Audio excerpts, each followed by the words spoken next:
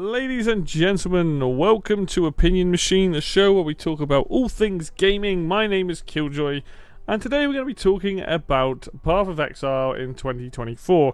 Now, Path of Exile, if you don't know, is an action RPG. It was a free-to-play game. It came out quite a few years ago now and has had a ton of updates and is very well loved for a lot of things. I'm kind of coming at this video from the outskirts of someone who... I played this game way back when. This is before I had it on Steam, so I played it way back when, and really enjoyed it. And now I've come back to it, and there's a lot more content, there's a lot more to do, all this sort of stuff. And I just wanted to come at this from, like, if you've never played the game, this is what you need to know going into it, because this game has a lot going for it, and there are some things in this game that I personally do not like. It's not to say that it's bad, I just want to make sure that people are aware when they're playing this game of the mechanics that are here. So, first things first, let's go out into the field and fight some stuff, because this game has some of the best combat I've ever seen in a... Let's go to the Battlefront. In a game that is like this, right? You're playing an action RPG. You have... Oh, by the way, there's a cooldown rate before I move. I'm playing an action RPG. What's the most important thing? When I'm out in the field, I want to be able to see visceral combat. We've got effects. We've got skills. We've got things flying all over the place. Right, that's just one of my skills, is this cross thing. I put a lot of points to this, so it's kind of nuts. But I've got other skills too. Stay down, please.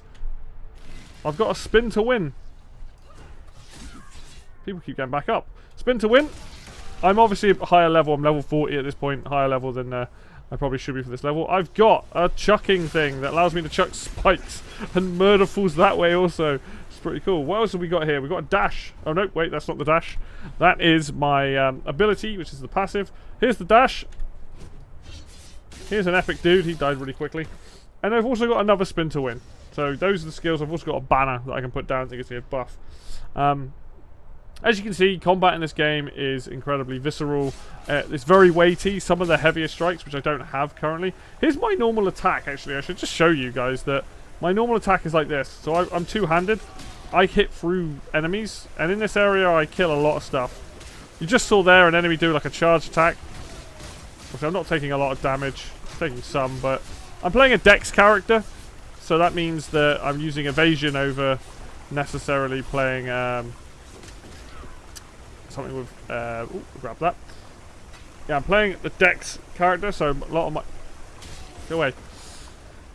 If I bring up the characters in, you can see my dex is higher. I'm playing the duelist, specifically. Duelist is a character that can go more into strength or more into dexterity, kind of go best of both worlds. But I'm playing that kind of character, so a lot of my skills are very heavy around like attack speed and things like that. Like I said, here's my normal attack, which doesn't seem that fast, but I've got upgrades over the time to make that a quicker attack, and then also my very, very fast attack, which currently has a damage per second of 3,358, which I'm sure to players that are higher that's nothing, but for me that's pretty crazy. I've been playing this with 3 other people, so I've been playing this with Dave, Jack and Toby, and essentially we've all got fairly high firing moves. I believe this is the move that attacks the fastest. It doesn't necessarily mean it's the best move, it just, you can get crazy levels of that and you can keep putting more and more points into it. Anyway, combat in this game is fantastic. Where did you lot come from? More people, but as you can see, oh yeah, I keep triggering people, but this is fine. Let's do this. And the reason I've got such a weird amount of skills is just based on the fact that that's kind of the things that people. I've also got a bow. No, I don't. I can't wield the bow. Did I take the bow off? Oh, I don't have enough intelligence to wield the bow. Well, I have a bow. Didn't realise my intelligence went down. Anyway, combat, fantastic. Probably some of the best I've seen in a game. Obviously, of this time, I think Diablo 4 also looks like it's got fairly visceral combat, and the second game of this also looks like it's got fairly visceral combat. So, in terms of pure gameplay of running around different areas and hacking up enemies and all that, and the different skills, because like these are you see the sockets here, these are the different skills I have. I've got generosity support, I've got other ones as well. Fantastic. Can't knock the game for that. It is incredibly fun to play, and some of the heavier characters that use like two-handed weapons, they feel so good to use. So all in all, that side of things really, really, really good. Let me go back to town because it's just a bit loud in this area. Let me show you some of the other things that like one of the other things that I think is awesomely cool. In most other games, so if we grab, what's this socket for? Ah, if it's in there, cool. So, most other games, when you socket an item, so you can see I've got 3 in my shoes there, I've got 1 in my axe, 2 in my head, some in my body. So I've got various different skills. They come in different shapes and sizes. You have support skills and attack skills, basically, or auras as well. But essentially you have actual spells and then your support ones. And the way the support ones worked, if they're linked, so you can see on this boots, they've put the skill here, but it's linked to this, and it's also linked to this, technically. This will, what is this? This does supported auroras do not affect you. Non-curse auras from supported skills have 20% increased effect. So, in this case, this would affect these skills here. Whatever I put in there. A better example would be double strike, which is my two-handed strike that you saw. It has close combat support, which deals up to 29% more melee damage to enemies based on proximity, all that other stuff there. And it also has faster attack speed, so it has a 31% increased attack speed. And so every time I use that, it triggers those as well. You can see when I highlight it, it's linked to those. What's really cool is that at any point, I can unsocket those gems. So you see the one I put in this shoe? I'll put it back in there. Oops. I can put it in it, then I can right click, take it out. This is awesome for the simple reason is this game, and like a lot of games, when you're switching between loot, you go, hey, I don't want you in older games you kind of get to a point where you're like, I really like this skill, but this weapon, for example, might have outlasted its usefulness. Now in a game like, wow, I'll use Titan Quest as an example. In a game like Titan Quest, where you put the weapon into, you either want the weapon back or you want the socket back, you can't have both. You have to destroy one thing or the other. This lets you do that without having to do that. You know, you can take the socket out, you can change the weapon out. Like, for example, what's this Cyclone? I can put that into the boots over here. I can put them into a different weapon. I can put it into my helmet, you know, and do things like that. And that means that you never what's going on here? That means at no point do you have to worry about that per se. So that ability to just chop and change things, awesome. Really like that. Obviously, the skills that I showed you, there are a lot of skills in this game. If I go to, let's try and find a vendor to show this. I don't know if he'll have skills on him. He might not be the person to ask. Somebody around here will have skills. We'll go find them. You got skills? Yes. Yeah, here we go. There are a ton of skills in the game. You can see there's a lot of reading to do here. This one, for example, punishment. This is a curses all the targets in an area, causing them to be debilitated, and it tells you it lasts this amount of time, it does this. So these are things, there are just loads here. You've got support skills as well, like there's a support, second wind support. So you have all your support ones, you have your different attacks. We've got anything, oh, haste. That's a aura. Hatred, that sounds fun. Purity of fire, castle. So there's a lot of auras actually, these ones. Well, we've got anything that isn't. Infernal cry, explosive arrow, there you go. An arrow that blows up stuff. So there's tons of different skills, and you can pick and choose. You obviously have to have the right stats to use them, but you can mix and match and chop and change. Like, for example, a lot of my skills are very fast attack speed. Very fast attacks. Whereas Dave's character, who is basically this hulking brute, he's got the same spin that I have, which he gets a lot of life steal off of and a lot of mana regen. But he's also got a move where he smashes the ground and all these spikes come up, and it just looks incredible every time. And you can up your attack speed, and it does like all sorts of damage. Toby's character, basically, like a lot of magic, could drop down a meteor from the sky. Had a ton of little followers, all that stuff.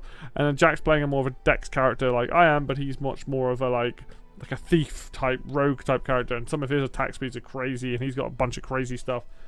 There's so much to chop and change, and this stuff is awesome. Like, I really, really, really like that. What's interesting as well, most games, if you think about traditional action RPGs, most games have a skill tree where you put points into passives and into activatable abilities, whereas this game is more like, hey, you can socket and unsocket these items, stick them wherever you want, level them up as you play. You don't have to worry about getting them from a tree, you just have to worry about buying them. And then you have the passive tree, which is separate, which is this thing. And this varies depending on what character you pick. You see these big faces? You start there, and that goes around, and there's like strengths opposite me, I think. And I'm now currently a gladiator. But I start in a place that's sort of not now because they're not they're obviously they've had buffs to them, but Dex / Strength character. Now this tree is absolutely massive. It's definitely a choice to show everything on here because it's unlikely that you're going to be here and get across here. Like, it's doable. It's just unlikely, I think, for most people. Most of where you start, most of the skills relevant here, these passive skills, are relevant to your character for the most part. And there are things you can get to if you decide to play that way. So you can see I have a lot of attack speed. Attack speed there. I've got Art of the Gladiator. I've got Dexterity here. We've got your dual wield and a block. There's some feline swiftness. The little points here are like Dex, Strength, and Intelligence. On here, it's always like a multiple of, like, this one's just dual wield, attack speed, and block all the way around. And then this one here, for example, 10% chance to block attack while dual wielding, 8% increased movement speed while dual wielding. So you gain bigger buffs. This is quite a daunting thing to look at when you start playing the game, I'm not going to lie, because you have to sit there, and I'm not one to plan that far ahead. I don't really like doing that, but as it stands, a lot of the time, you have to have some idea of where you're going. So, for example, I knew very early on, I was like, oh, I have a lot of attack speed. I could go for other things. I could go for armor, evasion, and life, and I could go for physical attack. Like, this stuff's pretty decent. But I realized, I was like, oh, you know, dual wield sounds really fun. I want to play dual wield, so attack speed sounds good. I could also go for something like this, which is projectile speed, but that's not what I was going for.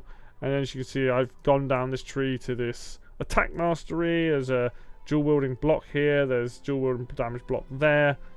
And then making my way to sword mastery. And the cool thing is, for example, if I type up here, I can just go attack speed. And as you can now see, things are glowing. And anything that glows is attack speed. Some stuff is not relevant necessarily to what I want to do.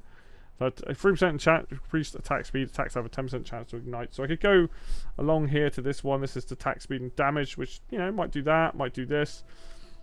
But I can now look at things that give me attack speed. This, for the most part, I like it in concept. I don't always necessarily like everything about this tree, because I'm not a big fan of something that's like, for example, dual wield, damage, and block. 2% a chance to block attack damage while dual wielding. Attack skills deal 8% increased damage while dual wielding. Now, obviously, as you play, you put lots of points and stuff that starts to build up. But I really think when people go for skills that give a 2% here, 1% there, you know, anything less than, in my opinion, anything less than 10%. But if you're going to go low chunks, so like a 3% or whatever, anything less than 5%, really, if anyone tells you that that's an exciting upgrade, they're lying. 5% of anything does not sound appealing. 10%, 15%, 20%, that's much more like, okay, yeah, I can see that being, you know, stacking up. And I know that it's done in a way that's meant to be balanced, but for the most part, this game is, you know, you can do PvP, so I get that there is a level of balance there, but you're trying to be like an absolute monster beating the crap out of things. So I can't say personally I like the 12, well, this is all 12%, so this is okay, like I can kind of handle that, but it's something you soon realise that when you're working your way through this tree, if you're doing what I'm currently trying to do, get like attack speed, you start putting loads of points into all the attack speed in places, and it does start to stack up, so I get that, but looking at it, reading it, and it says 2% increased attack speed, that's not that interesting. But what's cool is that, like you can see here, this is where I started. I've gone primarily a dex route. This is the strength side here, so I can aim for different things. You can see that you have these masteries, by the way. I got a couple of dual wield masteries. This shows you a list of things. Once you've got the main circle here or here on this particular one, you can put a point into mastery, and you can see that I have a point in 15% chance to block attack damage if you've not blocked recently, and then the bottom one, which is a 20% chance to maim enemies with my main hand, and a 20% to blind enemies with my offhand. So these are bigger buffs that are actually more impactful than a lot of the other things on the tree. Now, I can specifically look for dual wielding masteries. If I do that, I can type in here. Is it dual, or I should probably look how you spell that. Oh yeah, dual. So dual wield. So now the tree will flash for like dual wield. You can see over here, it's a dual wielding mastery. Maybe I want to go for something like that. And I can like zoom out and have a look. Ooh, this is all dual wielding over here. Ooh. Lovely. So you can see, you can kind of make your build around it. Now bear in mind, this is only passive skills. This is stuff that is just faster attack speed, block speed, elemental damages of different types. There's also, and I haven't really talked about these yet, have I? There's these big balls on there that are essentially a plus and a negative, right? I'll try and find the one, where is it? There's one on here that's very easy to understand. This one, for example, converts all evasion rating to armor. Dexterity provides no bonus to evasion rating. So what that basically means is evasion rating is like armor. So you can either have, as a character that I'm playing that's high dex, you can have a high evasion, which means, you know, obviously avoid attacks, and I don't have much armor. Whereas if you're playing a tank, you're probably going to have a lot of armor, you're going to hit all the moves. You don't really need much evasion. But what this is basically saying is, okay, all that evasion rating is now going to become armor. So it doesn't matter what it is, but then Dex no longer provides a bonus to evasion rating. So it's a plus and a minus. You gain something, you lose something. There is probably some easier examples. Like this one, Vow Pact. Leech life from melee damage is instant, which means as soon as you hit something, you take health. But you cannot recover life other than from leech, which is a really interesting way to play, which means your whole playstyle is going to be around beating the crap out of enemies to heal. It does mean that if you've got leech life on some really fast skills, you can probably keep your health going, which means you no longer need to worry about health potions and things like that. So this skill tree is very interesting. It is a little bit daunting to look at to start with, and there's a lot to try and figure out with it. It's not as clear cut. I do wish, like I said, that there wasn't maybe so much of it shown here, because it's a lot, and because everyone's on the same skill tree, it's just a little bit unwieldy, I would say. But it does, if you got an idea, like for example, when I started, I only looked at this area here where I've got the mouse around, maybe on the sides. I knew that once I got the attack speed, I was looking at stuff going, oh, okay, this is dual wielding, this is dual wielding, this is, you know, there's dual wielding down there. I will make my way to that. And now I've seen these attack masteries. Like, I got monsters cannot block your attacks. It means that I hit 100% of the time, which is cool. But like, you kind of want to have a little bit of an idea of where you're going, but you do have to watch out for the fact that there's a lot here. There's a lot to read, so you might want to have a little bit of a plan. You can do it on the fly, but there's so many places to go, you know, it's just figuring it out. You also see that I've got this gladiator thing here. This is ascendancy stuff. This is something you do as the game goes on. You can do ascendancy and get some pretty big buffs. I went for 2 here that give 10% attack speed, essentially, and that's bleed, and that's attack damage. But then you've got these big circles that also give massive buffs to different things. Like, for example, this one would be good for me for dual wielding, stuff like that. More than skill, chance to block, and there's more attack downs, all this sort of stuff here, basically. But that's later on. So that's like the main things that you need to be aware of. Like this game is a hell of a lot of fun to play. You just need to understand the passive tree, and you need to understand the slots. Now, I want to talk about some things that I am not necessarily a big fan of in this game, and I prefer traditional action RPGs to do it. I want to by prefacing that, I'm saying I'm not necessarily saying that what I'm about to talk about is bad. They're just not the sort of thing that I want to deal with when I'm playing a game like this. Right, my stash, I know it's going to hurt some people seeing all this.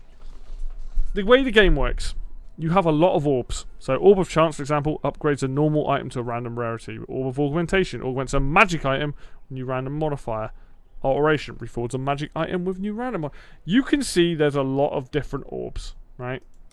There's even more stuff on my second tower. I'm going to fill these up. You know, I've got some of these skills. I've got shards that turn into orbs once they become certain size. Orb of Binding. I've got a normal item to rare item with up to 4 link slots. Orb Chromatic Orb reforwards the colours. There's a lot here. And I'm going to be honest, like, this is something that I find frustrating, because I don't want to spend my time with... In a game like this, or games like this generally speaking, you will cycle through armor and skills and things pretty quickly. When you have these, like this sword for example, it shows you at the bottom underneath everything else, like plus 11 to strength, 16 to dex, adds this amount of fire, this is your global critical strike. You know, this chest piece, 21 to dex, 40% increased evasion. You know, it shows you the evasion quality. They all have these different things, right? And that's all really cool. But then the game... You know, normally with a game like this, you are switching out fairly regularly various weapons. I don't even know why I've got this giant sword in my think I just realised. And this stuff can be frustrating because now the game wants me to interact with mechanics that I don't necessarily want to do. The only time that I want to interact with a lot of this swapping and upgrading and stuff is either these armor shards or the weapon ones that upgrade the quality of your weapons and armor. Or, for example, you can see this armor here has all green. Green is the main socket color that I use. I need 3 links here, at least, for this to work. So I'm not even bothered about upgrading this coat for a very long time because all my skills sit nicely in it, and it gives me an evasion rate of 645, which is the highest piece of equipment I currently have with that number attached, right? And that's by adding armor pieces to make it better. But in a game like this where it does want you to switch and chop and change, there is a lot of room there to fiddle around with different things, which is, I get it, for some people is really fun because ultimately they can chop and change and tweak to a quite minuscule level by having the right sort of resources. It's the same with these. You've got Scroll of Wisdom, Portal Scroll. I thought we were past this shit. Like, this I think is incredibly backwards for a game, you know. Titan Quest, which is an older game, just lets you have a portal, right? I know that this is a free-to-play game, so there are elements of this that I expect, like buying more stash tabs, for example, buying cosmetics. I don't have a problem with that. I do have a problem with this. Like, okay, I can accept the identifying stuff, but the whole, like, portal stuff, like, this is so unnecessary. And to be honest, it's because you trade these items as well.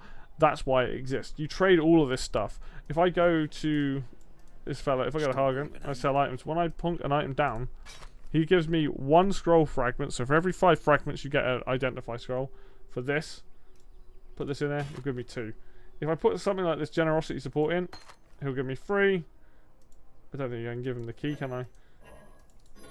What about a portal scroll? Put 34 portal scrolls in there, he'll give me 34 scrolls of wisdom. So there are... What's a scroll fragment give? Oh, weird. Orb of Chance gives that. There you go. So by putting these 5 items in, I can get a scroll of wisdom, which is obviously useful. But if you put magic items, things like that in there, let's see what else we've got in here. Let's grab some of these weapons. If I go over here like this, still breathing, eh? I can control click on these. You can see I get different things now, all with altercations and things like that. It's a lot of busy work that I personally do not enjoy. That's not why I play these games. I'm not there trying to fiddle with like minuscule amount of numbers. Like, you know, look at this, gives like plus 23 global to critical strike. You can see like on the gloves plus 21 fire. It's like big numbers. I'm little numbers. I just don't work so well for me. But it's, you know, some people are going to love that. Some people are going to love the fact that they can go in there and really tweak things on a level that they really like. So I get it. Obviously, we spoke about the passive tree. All I'll say about this is that it is a passive tree. I don't find it necessarily all that interesting. Like, in the long run, it all adds up to fun stuff, but plus 5% is just not interesting. And like I said, anyone who says it is lying, as far as I'm concerned. The only other thing that I will, which is probably my biggest frustration and something I don't want to deal with, and obviously later on as you get into the game, it's a bit easier to do that with those orbs and stuff if you want to engage with those mechanics, is the fact that you can socket, let's say I find some new armor that is triple what this one is, but it has red sockets on it. Obviously you can then use those, you can use an orb to hopefully change it to the right color. It's not guaranteed. Or maybe I find something that has got the right sockets but none of them linked, so I try and link them up, but not necessarily guaranteed how I want them. The game a lot of the time makes you choose between, do you want to use your skills or do you want much better armor? And yes, there are mechanics to, you know, hopefully get what you want, but I get very frustrated when I'm like, I shouldn't be penalized for wanting to use better armor because I'm in a higher area, the enemies are harder, and now I've got to spend 5 minutes fucking around with this so that I can still use that gear. So I might find like another set of gloves that are just as good, and it's all blue sockets.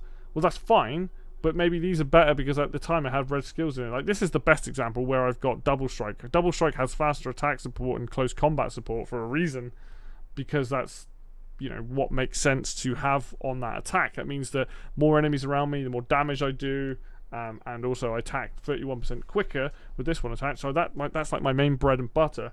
As soon as I don't have, like I can put it in my helmet here, which is good.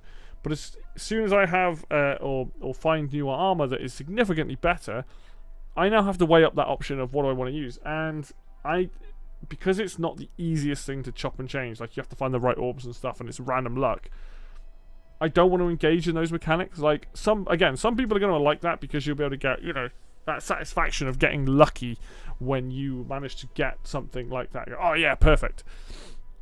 But for me, it's like that's not why I play these types of games. I don't want to arse around in town for 5 to 10 minutes longer trying to improve my equipment and having this balancing act. If the orbs allowed me to pick, like, okay, maybe it costs more orbs to use them, but they're like, oh, if you use 2 of these orbs, you can choose the color of your sockets, and you can maybe choose like your links, right?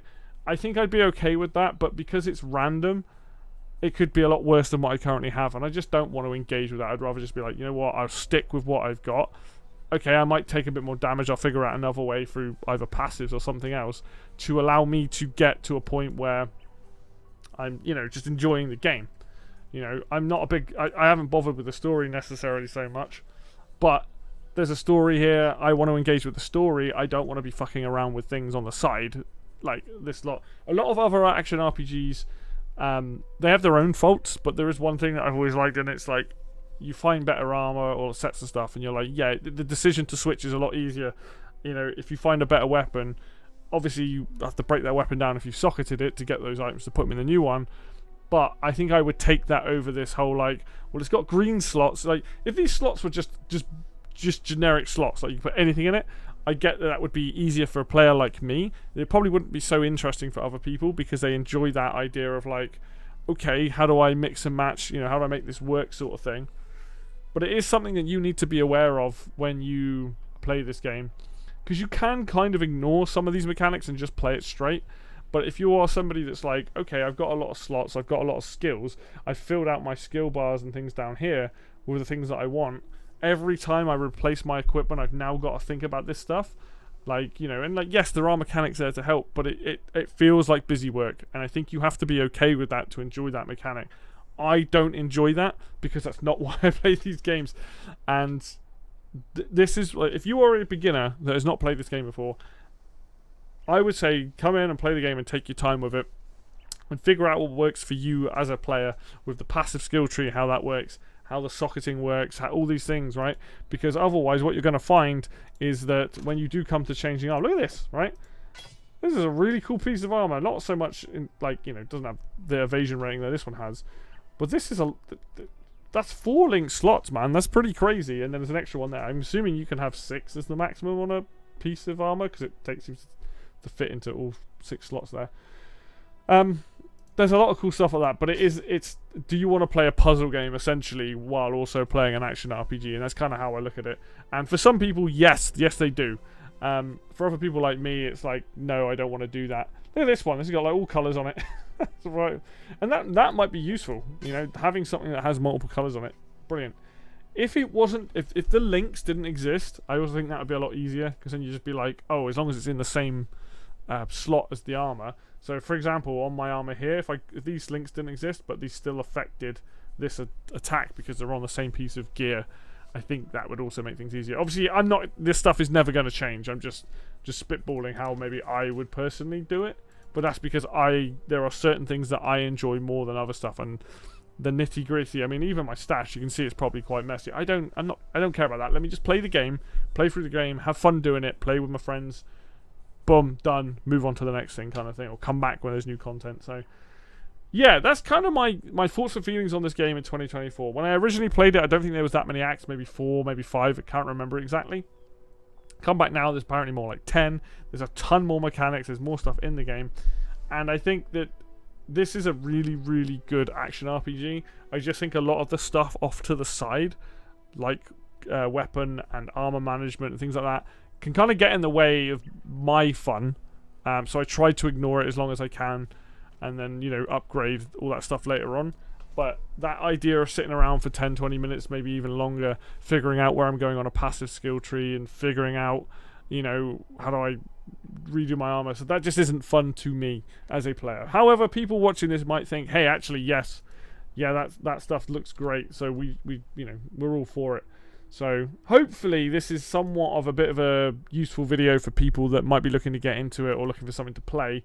Just be aware that's how the game works, essentially that. And just because I don't necessarily like some of those mechanics, I'm not saying they're bad, it's just they don't work for me and my brain. So anyway, that's going to do it for me today then, guys. Thank you very much for watching, as always. If you liked the video, hit like. If you want to see more content, then hit subscribe. Links for Facebook and Twitter will be down below in the description, as always. And until next video, I will see you then.